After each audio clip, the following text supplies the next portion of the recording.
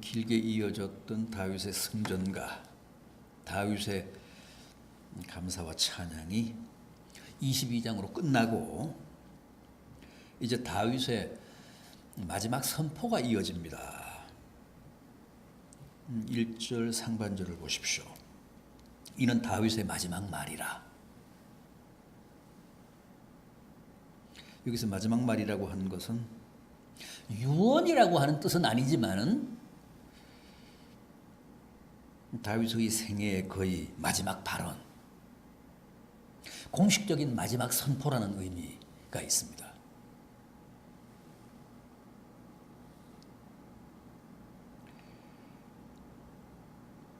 다윗이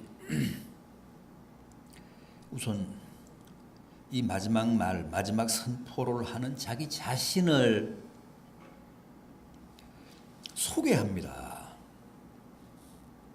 뭐라고 했습니까? 이새의 아들 다윗이라고 말합니다. 이새의 아들 다윗이 말하며, 다윗은 베들레헴 사람 이새의 8번째 아들, 막내 아들이었습니다.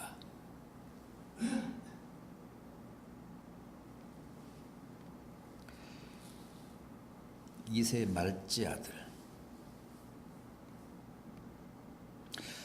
아직은 나이도 어렸던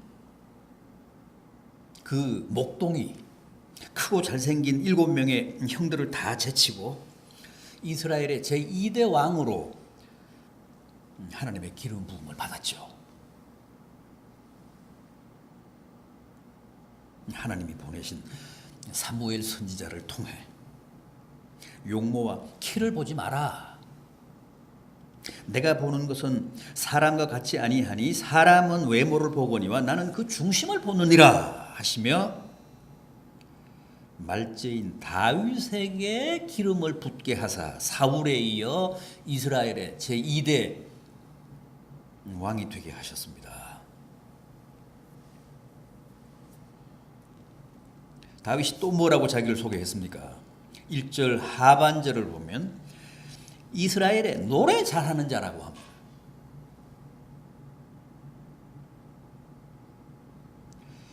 다윗이 자기를 이렇게 소개합니다. 이스라엘의 노래 잘하는 자.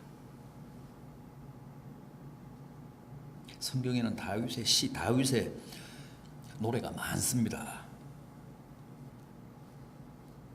시편은 전체가 150편인데 그 중에 74편이 다윗의 시입니다. 다윗의 작품입니다. 시편의 본래 이름, 히브리어 그 본래 명칭은 세페르 테힐림이라고 합니다. 세페르 테힐림. 찬양의 책, 그런 뜻입니다. 히브리어 구약 성경을 헬라어로 번역한 70인역도 마찬가지입니다. 헬라어로 시편을 살모이 그랬습니다. 살모이. 이 살모이라고 하는 말은 현악기에 맞추어서 부르는 노래, 그런 뜻입니다.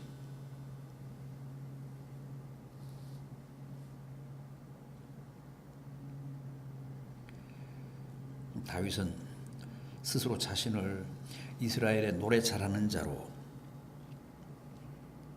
소개하고 있듯이 무수한 시를 썼고 또 그걸 수금을 타면서 하프를 연주하면서 노래했던 음악가였습니다. 누구에게 전문적인 문학 수업을 받은 것도 아니고 누구에게 전문적인 음악 수업을 받은 사람도 아닌데 어릴 때부터 그저 양을 치는 목자였을 뿐인데 하여간 다윗의 감성은 뛰어났습니다. 주옥 같은 시를 썼고 그것도 한두 편을 쓴 것도 아니고 시편의 절반이나 썼습니다. 또 그걸 다 수금을 연주하며 노래 불렀습니다.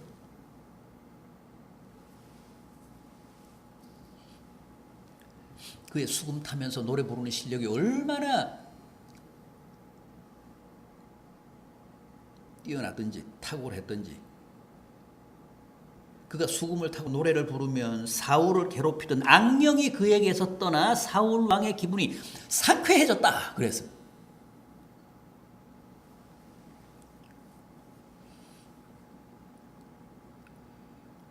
그 정도였으니까 다윗이 자신을 이스라엘에 노래 잘하는 자로 소개할 만하잖아요. 인생 말년에 자기를 백성들에게 소개하면서 이스라엘의 노래 잘하는 자,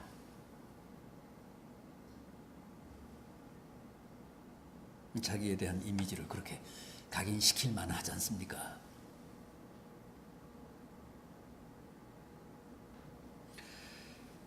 자, 이렇게 자기를 소개한 후에 이제 뭐라고 합니까?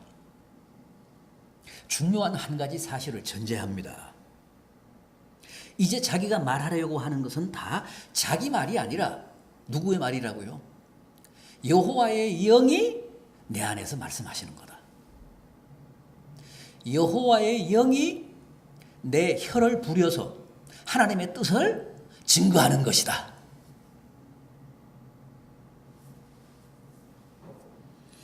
여호와의 영이 나를 통하여 말씀하시며 그의 말씀이 내 혀에 있도다.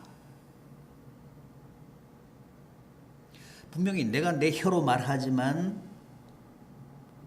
그게 자기 말이 아니라 실은 성령이 자기를 통해서 말씀하시는 거라는 거예요. 성령이 내 혀를 움직여서 하나님의 말씀을 증거하는 것이다. 이어지는 3절 상반절도 마찬가지입니다. 이스라엘의 하나님이 말씀하시며 이스라엘의 반석이 내게 이르시기를.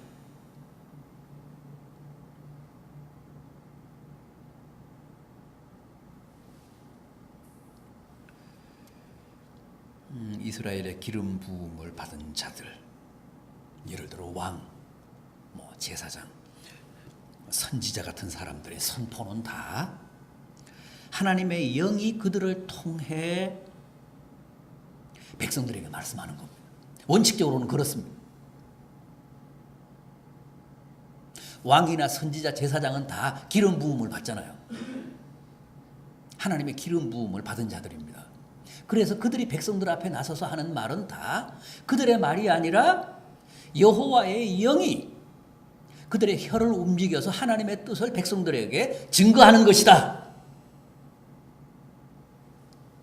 다윗도 여호와의 기름 부음을 받은 자니까 지금 자기가 백성들 앞에서 마지막 선포를 하려고 하는 이 모든 말씀의 내용은 내 말이 아니라 성령이 내 혀를 움직여서 하는 말씀이다.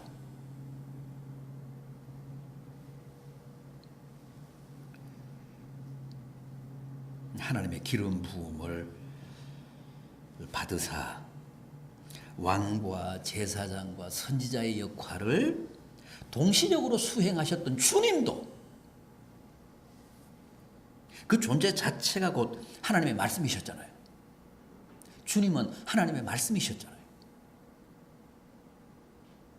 하나님의 기름 부음을 받은 자셨기 때문에.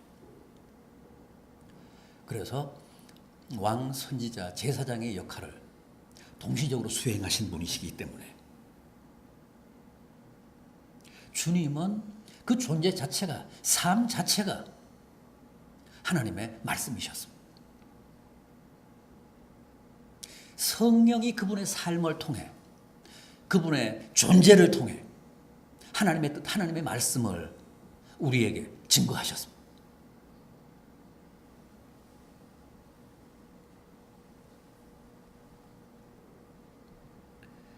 그런데 사실은 다윗이나 주님만이 아니라 성령의 기름 부음을 받았다는 이 시대의 목회자들도 또 성도들도 다 성령이 설교자들을 통해 친히 말씀하시고 또 그 심령 안에 계신 성령이 성도들의 혀를 통해 하나님의 뜻을 말씀하셔야 그 사람이 진정한 목회자고 또 성도의 참 모습이라는 것.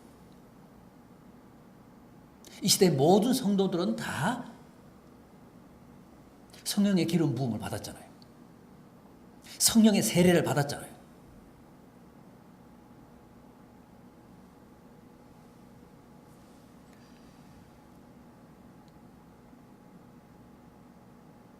어쨌든 다윗은 이렇게 자신의 마지막 말, 자기가 마지막으로 하는 공식적인 이 선포가 결코 사사로운 자기 개인의 말이 아니고 자기 안에 계신 하나님의 영이 말씀하시는 것이다라는 사실을 확실하게 전제합니다.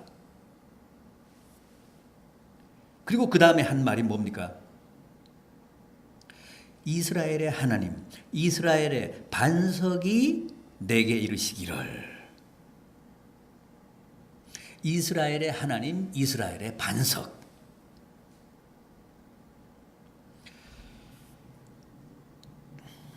이스라엘의 하나님. 여러분, 하나님은 온 우주를 창조하신 온 우주의 하나님이시잖아요. 모든 생명, 모든 민족을 지으신 만인의 하나님이십니다. 그런데 또 택하신 민족인 이스라엘의 하나님이십니다. 하나님은 모든 인생 만인을 창조하신 분이시지만 또 택하신 자들의 하나님이십니다.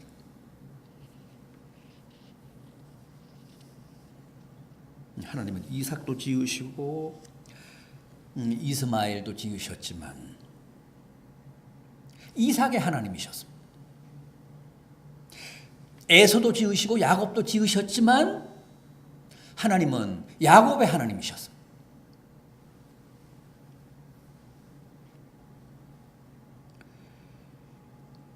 우리는 하나님의 이 택하심과 예정하심을 하나님의 절대 주권이라고 합니다. 마치 토기장과 똑같은 소재인 똑같은 흙으로 하나는 귀한 그릇, 다른 하나는 천한 그릇으로 만들듯이, 그리고 그것은 토기장이만의 고유한 권한이고 주권이듯이 하나님도 그렇게 야곱은 택하시고 에서는 버리셨습니다. 오늘 우리들은 택하시고 또 우리 주변의 많은 사람들은 버리셨습니다.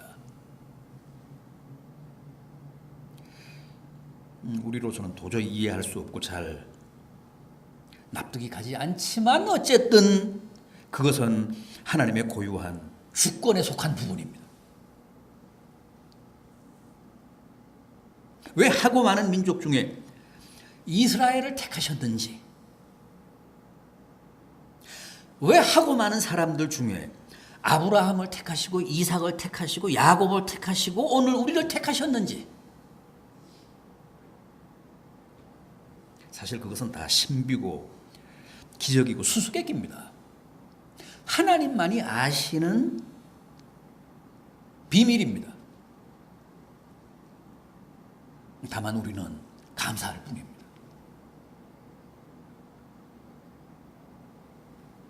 그 신비를, 그 비밀을, 그 수수께끼를 우리가 다 헤아릴 수는 없지만 어쨌든 하나님이 나를 택해 주신 사실에 대해 우리는 감사할 뿐입니다. 왜 저 그릇은 천한 그릇이고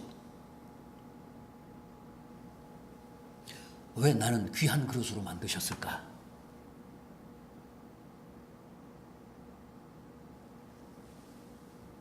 그건 하나님의 주권이기 때문에, 그건 전적으로 하나님의 권한이기 때문에 그 이유를 우리가 다 헤아릴 수는 없습니다. 그러나 우리는 감사할 뿐입니다. 똑같은 소재인데 내가 하나도 더 잘난 부분이 없는데 저 사람이 아니라 나를 하나님이 택해 주신 사실에 우리는 그저 황송할 뿐입니다.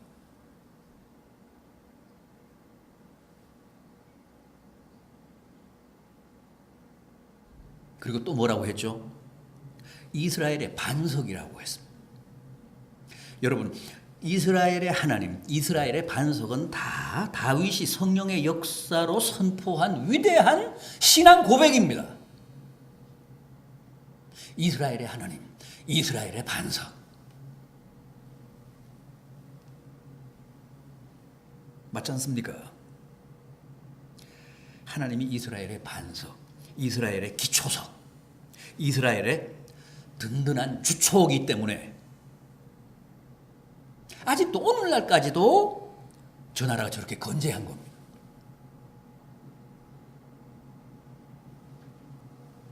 다른 나라, 다른 민족 같았으면 벌써 이 지구상에서 인류 역사에서 아마 흔적도 없이 사라지고 말았을 겁니다. 그런데 기초가 그야말로 반석이니까, 기초가 여호와시니까 저렇게 든든히 살아남은 겁니다.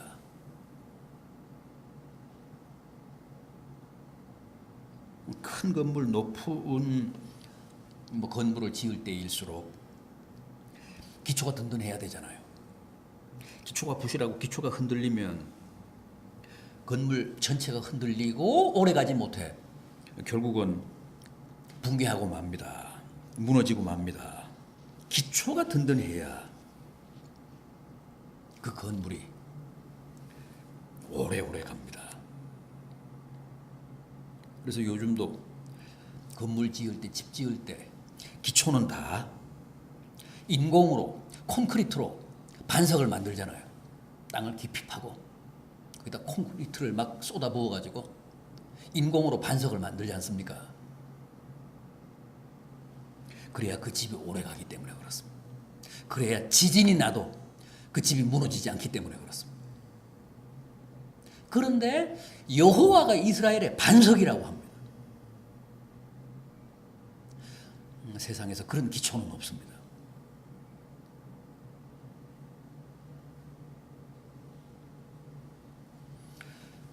그래서 우리나라는 망해도 이스라엘은 안 망할 겁니다. 그 기초가 여호와시니까, 여호와가 이스라엘의 반석이시니까. 여러분, 다윗의 이 고백처럼 하나님이 우리 인생의 반석이십니다. 하나님을 내 인생의 든든한 기초석으로 삼으면 절대 흔들리거나 무너지지 않습니다. 아무리 지진이 일어나도 끄떡없습니다. 부디 하나님을 여러분의 인생과 여러분 가정의 기초석, 반석으로 삼으셔서 어떤 바람이 불고 어떤 시련이 닥친다고 해도 결코 무너지거나 쓰러지는 일 없이 든든히 서가는 은혜와 축복이 있기를 진심으로 기원합니다. 기도하시겠습니다.